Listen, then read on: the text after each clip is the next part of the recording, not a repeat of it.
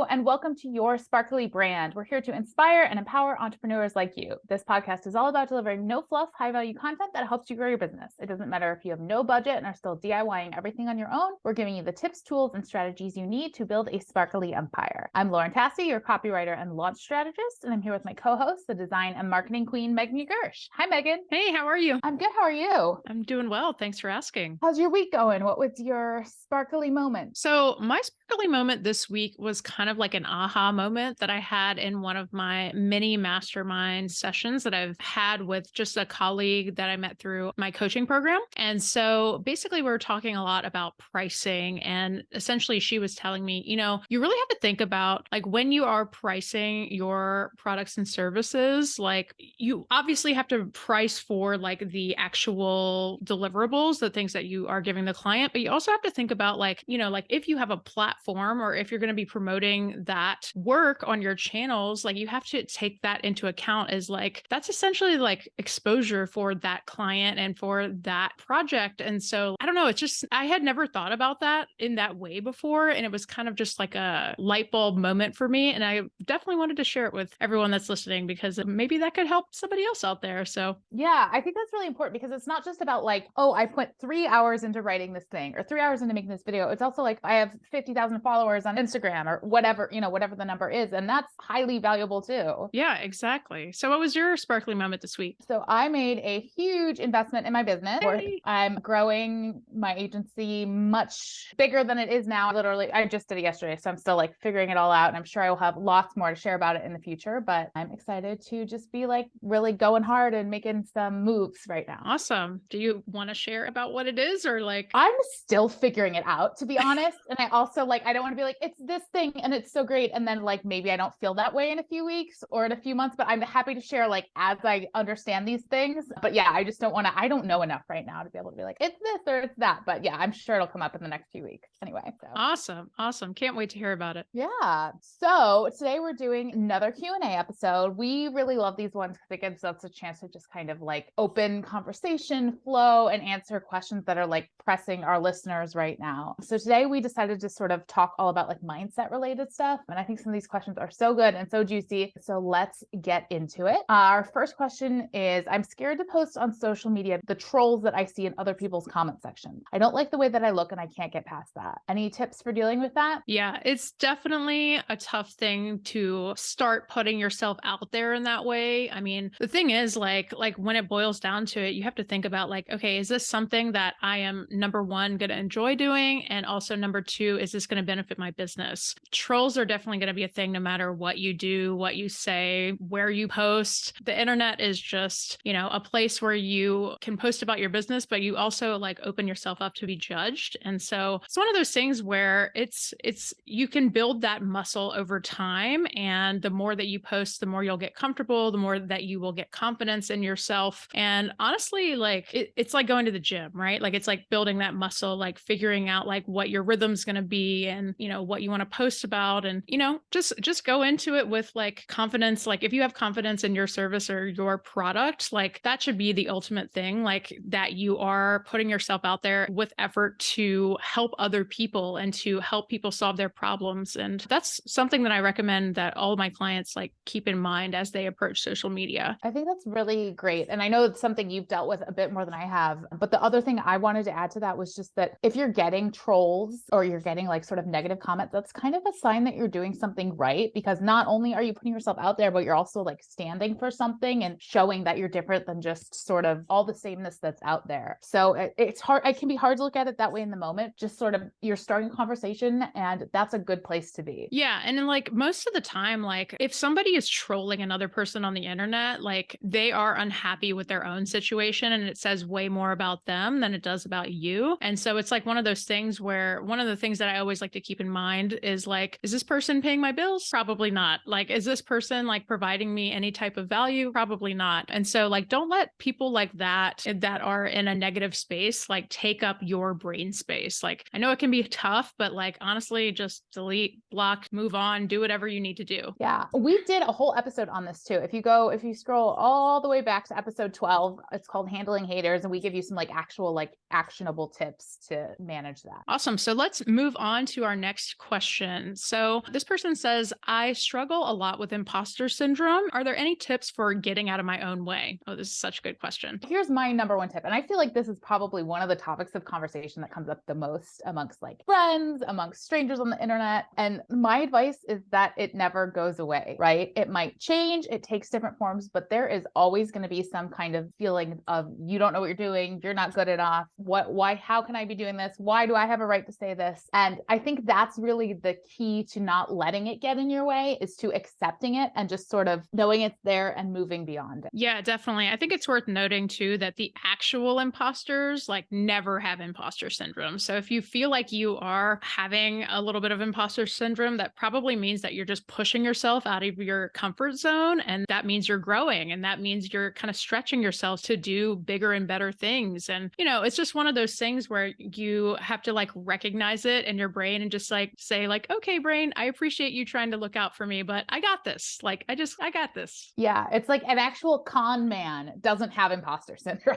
Somebody who's actually lying and cheating is just doing that, living their life, where like, if you have imposter syndrome, that is a sign that you are doing something right. And then the other thing is, and we talked about this in our episode we did on imposter syndrome, which is episode 9, is that women tend to experience it a lot more than men. And we could get into all the social conditioning into why that is, but it's something pretty interesting if you're a woman and you identify that way, to kind of go like, okay, but what if I was a man? How would I feel about this? Yeah, exactly. All right. So our next question is, work-life balance seems impossible for me. I work so much some days that it feels like I'm working every waking moment. Any tips? Oh my gosh. Boundaries, boundaries, boundaries. Setting working hours, or like what you would kind of establish as kind of like normal working hours, is extremely important. And then making sure that in your off time that you're not, lurking on social media or making posts or like packing orders or whatever the case. That would be my number one tip. I think also another tip that I would give you is like to actually schedule fun things into your calendar, so that way you have something to look forward to. This is one of my favorite things to do, honestly, just because like anybody that knows me knows that I go to a lot of shows, I go out a lot, and it's fun for me to like put something on the calendar to have something to look forward to when like at the end of the week, like maybe I'm going out to a show or something like that.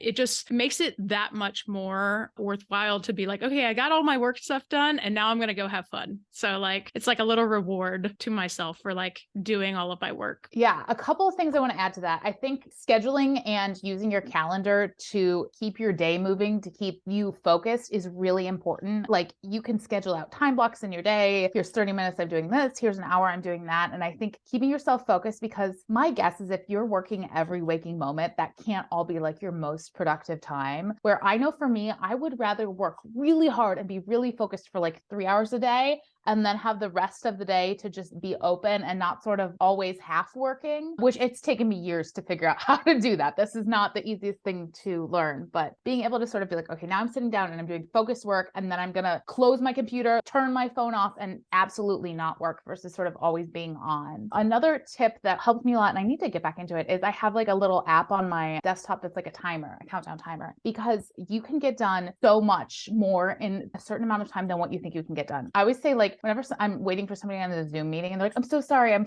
5 minutes late. I'm like, do you know how much I get done in the 5 minutes I'm waiting for a Zoom meeting to get started? I reply to every email in my inbox. I get like a day's worth of productivity done because I'm rushing and I'm focused. So I think that, and I think this concept's called Einstein time. I hope it is. Otherwise I'm going to sound real stupid, but there's a whole concept about like, you, for as much time as you give yourself, you can get stuff done in that amount of time. So if you set those limits, I think you could really see a lot more progress there. And then the other thing is, I would wonder if, like, again, because you're saying like every waking moment I'm working, there's a lot of procrastination in there, which is a form of perfectionism, right? So if I'm like writing the social media post and it's taking me an hour to write like one social media caption, is it because I keep thinking it's not good enough and I'm tweaking it and I'm afraid to put it out there? And that's where that whole like done is better than perfect, progress over perfection, just getting things out there and moving forward versus trying to make it perfect. Yeah, so many things are coming to mind at this point too. One exercise that has really helped me is to, one of the days that you're working, literally make it a point to track every single thing that you do during the day. Because if you really do that and you really stick to that, you will see that you're spending time in places where maybe that's not moving the needle forward. Maybe you don't absolutely have to be doing those things in order to push your business forward. And you'll start to see the things that you're doing in your day that,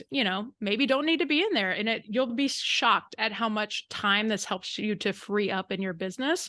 And this just goes back to what you were saying, Lauren, too, about really prioritizing the needle moving activities in your business. And do you really need to be posting on every single social media platform? Probably not. You probably need to be focusing on one or two instead of, 7, and figuring out which ones have been the best for your business and really doubling down on those needle moving platforms. Yeah. And I think if what we're saying is resonating with you, we did an interview, one of our first few episodes with Croad, who's all about time management and creativity. And she has some really practical ways to schedule more into your calendar. If you go back and listen to episode 8, it's called Time Flow and Creativity with Croad. There's some real gems in there about how to take advantage of this. Absolutely. So let's look at our next question here. So this person says, I get the feeling in my work that others don't believe in me or my strengths or my talents. Any thoughts on working through this? I feel you. I feel this. So I've been there. I'm still there. I think a lot of this hits against imposter syndrome too. But something that's important to remember is that to be a professional, right? To be somebody who people want to pay to do something for them, to make something for them, you just have to know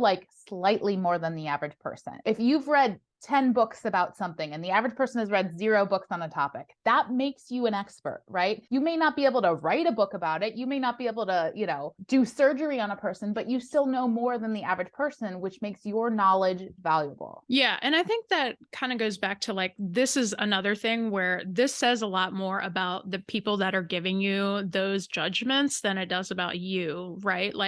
That means that there's some kind of insecurity in them where maybe they feel like you are a threat to them or something like that in the workplace. And it's one of those things that as you kind of go along, as you kind of build your confidence in your business, it's just, again, building a muscle. You have, you know your stuff, right? You can land those deals, you can get those clients. And it just takes that repetitive positive enforcement to really build that confidence. Yeah. I think also, as you were saying that, it came to mind, I'd be curious, who is your inner circle, right? And are they supporting you? Do you have people that are close to you that believe in you and that, think this business is going to work and believe in all of your talents? Because having those, the 5 people you're closest to, if none of them are supporting you in what you're doing, it's going to be so much harder. So I would say, how can you reach out to people? How can you make friends with other people who are kind of in the same boat? Because I think they'll help lift you up. Absolutely. I think that's a great tip. Okay. So what's our next one? I don't want to show my face on social media. Can I still be successful without doing so? This is a tough one. I would say yes, it's still possible. It's just going to be at least twice as hard. Just because, especially after the pandemic,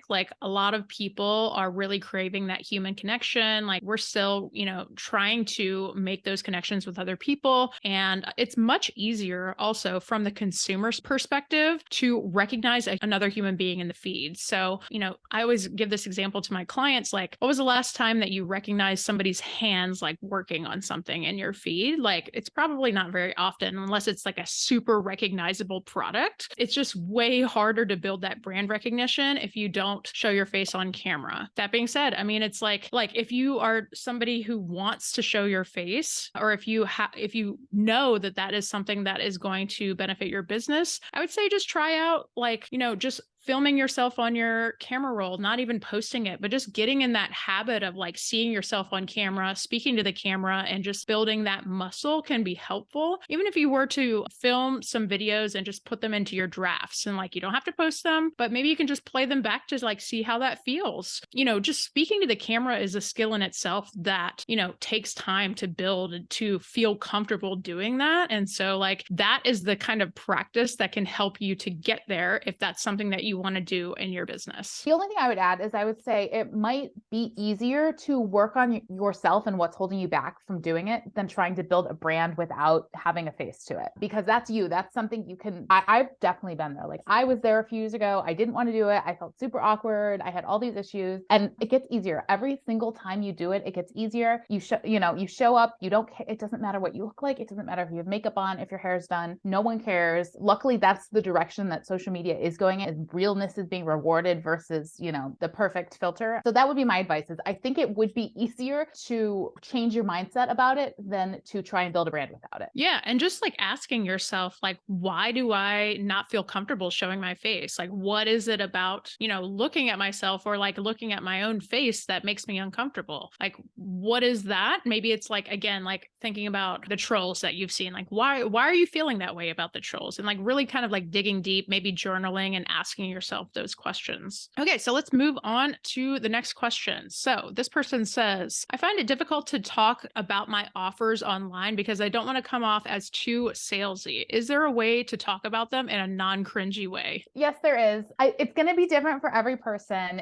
And it depends on your offer. It depends on your audience. But ultimately, it comes down to you connecting with what you do and believing in it. It's kind of how it's interesting how these questions are all kind of coming full circle. But if if it's a service, if it's a product, what you're doing is going to help someone in some way, right? It may not be for everyone. Some people might be like, that's too expensive. I would never do that. But there's somebody out there listening who goes, that's exactly what I need. And I will pay them $1,000 to solve this problem for me. And you are speaking to that person that you can actually help and that you can provide value in their lives. And maybe they would pay you $2,000 and you only charge $1,000. So what a great deal for them. So it's important to remember that what you're offering might be like the lifeline someone needs to get their business going, or the products that would solve all their problems. Yeah, it's so important to keep in mind that, especially when it comes to price, like so much of that is subjective to every single person. Like what I might think is expensive, like you might think that that's like a reasonable or a cheap price. So it's like, it's really all relative to like the person that's consuming that. The other thing that I would say when it comes to talking about your offers in like kind of a non-cringy way is just to mention your offers and kind of like drop those kind of like mentions of your offers without actually selling. So let me give you an example of what I mean. So like maybe I'm making a video and I'll say like, one of my clients just had an amazing breakthrough in our one-on-one sessions. And then I go into the actual breakthrough. This is a way of telling people that you offer one-on-one sessions without being like, book a call with me, right? So it's just a way of, again, providing that value without like,